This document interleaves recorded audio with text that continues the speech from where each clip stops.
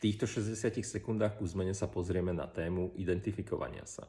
Identifikujeme sa takmer nepretržite so svojím výzorom či hlasom.